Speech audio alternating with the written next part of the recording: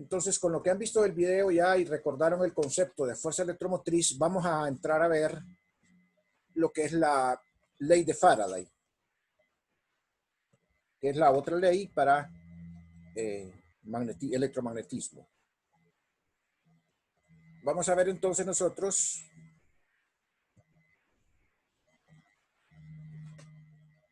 esa temática, primero alguna fenomenología, o sea, la observación de algunos experimentos. De ahí lo que es el flujo magnético, lo que vamos a hacer es recordar, porque eso ya nosotros lo vimos en el capítulo anterior, y luego vamos a ver propiamente lo que es la ley de Faraday. Lo que se observaba, lo que se llegó a observar era que si ustedes introducían un imán dentro de una bobina, y el imán se movía dentro de la bobina, entonces se generaba una corriente en la bobina. Es decir, se detectaba una fuerza electromotriz en las terminales de la bobina que se podía medir con un voltímetro, con un galvanómetro, con un multímetro. Fíjense bien, no había nada, ningún campo eléctrico que fuera capaz de generar esa corriente, sino que simplemente el movimiento relativo del imán respecto a la bobina era capaz de generar esa fuerza electromotriz. Por eso fue que a esa fuerza electromotriz se le llamó FEM, fuerza electromotriz FEM inducida, porque no era producida por un generador, no era producida por una batería ni por un termopar. Simplemente era producida por el movimiento del imán respecto a la bobina. Por eso se llama FEM inducida.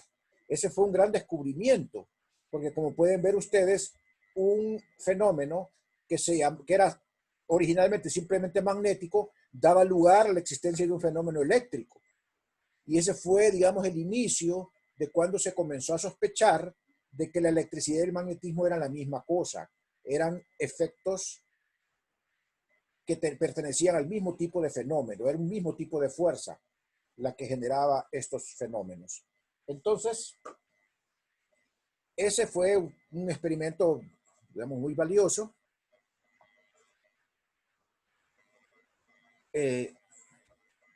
Se encontró que varias condiciones para que se detectara la FEM inducida. Era necesario cambiar la ubicación de la bobina o del imán, o sea, se podía mover la bobina, reorientarla o trasladarla. Cualquier cambio que se originara moviendo la bobina, reorientándola, producía una FEM inducida.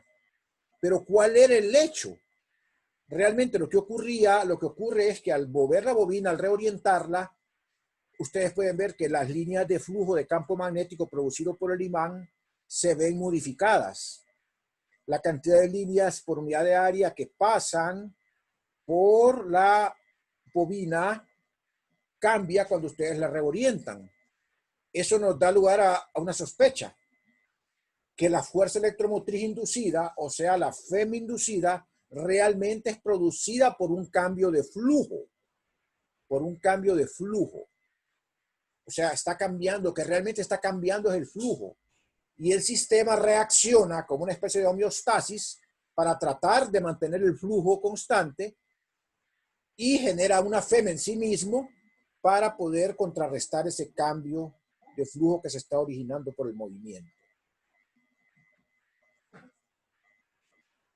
Entonces, bueno, amerita que recordemos el concepto de flujo. No me voy a detener. Eso ya nosotros lo vimos con suficiente calma en la clase pasada.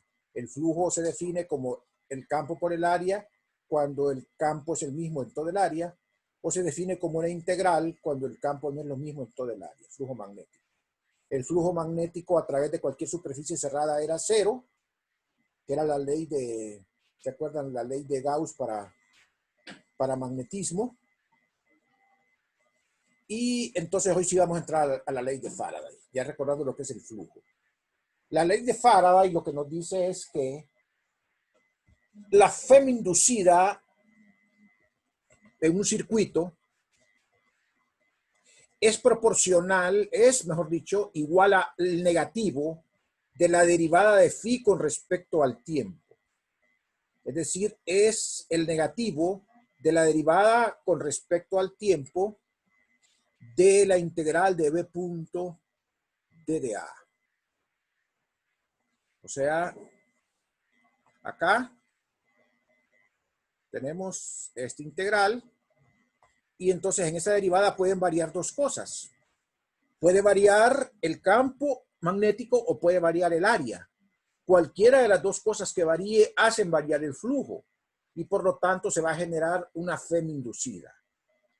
El signo menos lo vamos a explicar después. Hay un principio que se llama el principio de el principio de Lenz, la ley de Lenz, que es la que explica esa situación, ¿verdad? ¿Por qué aparece ese signo menos ahí en la ley de Faraday? ¿Por qué es el negativo del flujo esta FEM inducida? ¿Okay? La ley de Lenz lo va a explicar satisfactoriamente y van a ver ustedes qué interesante es eso.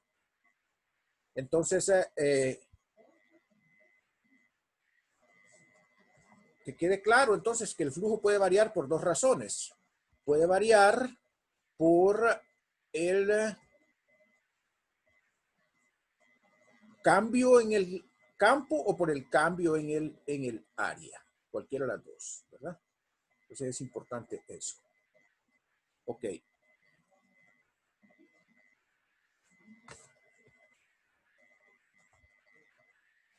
La ley de Lenz es la que le pone el signo menos a esa FEM inducida.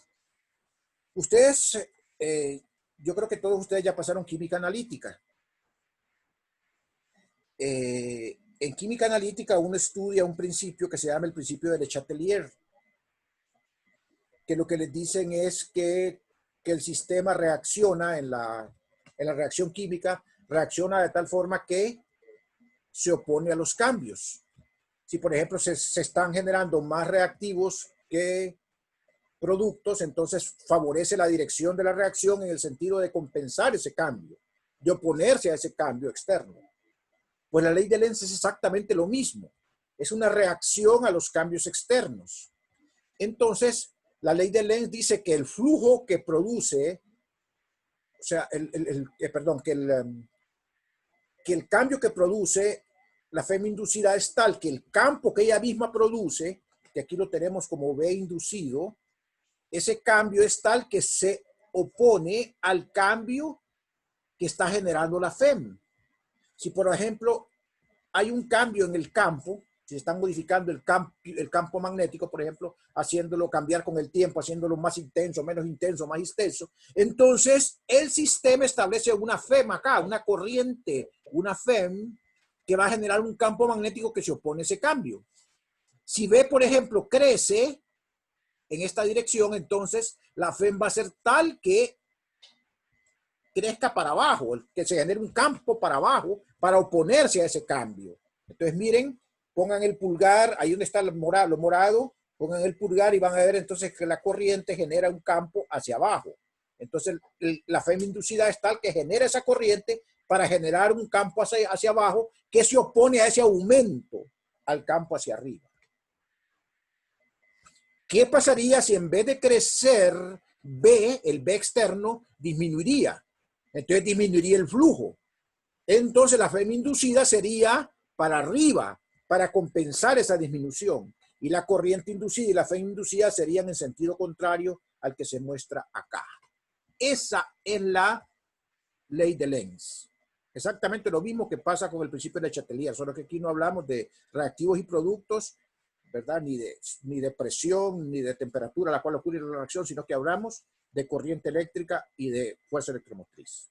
Doy 10 segundos para reflexión de esto y si tienen alguna acotación, por favor, tomen el micrófono y discutamos sobre el tema. Este concepto es muy importante.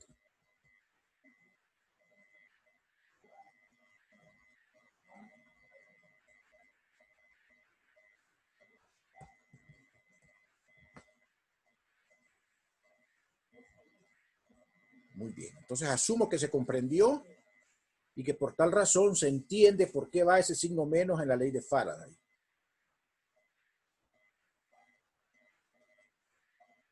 hay muchos sistemas en el cual se puede apreciar el, el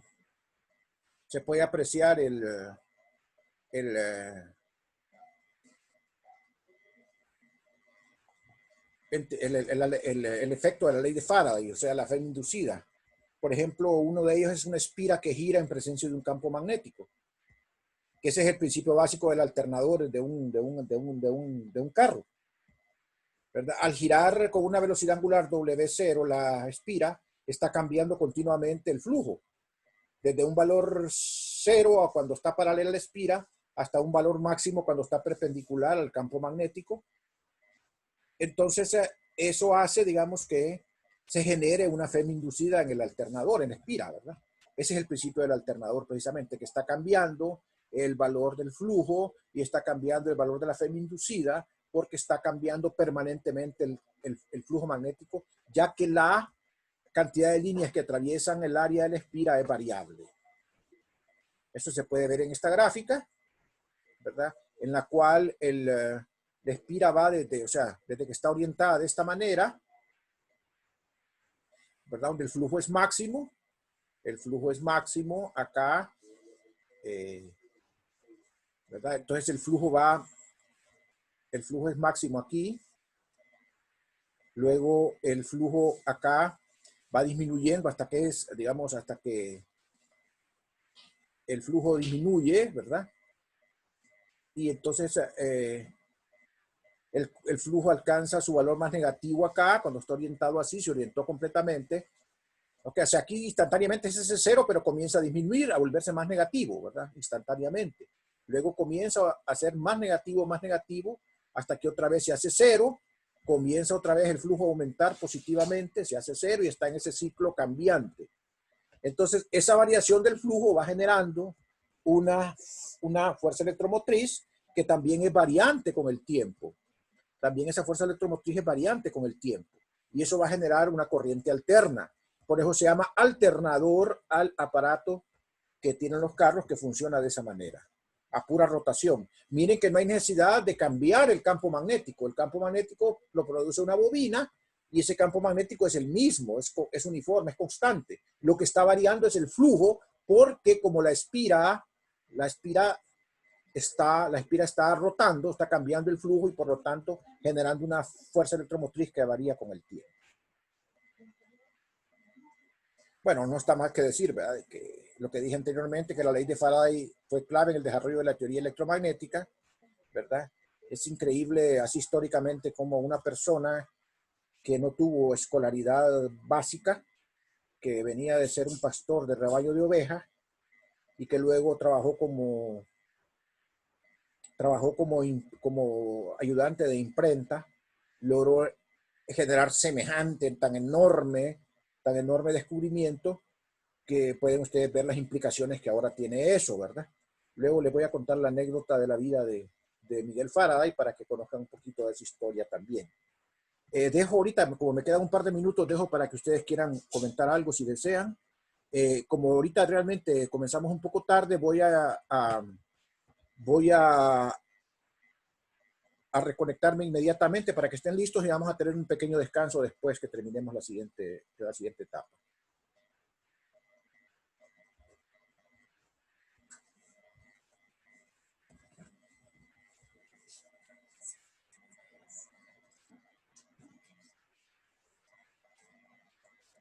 Bueno, me voy a desconectar y luego, en un minuto, estoy otra vez con ustedes.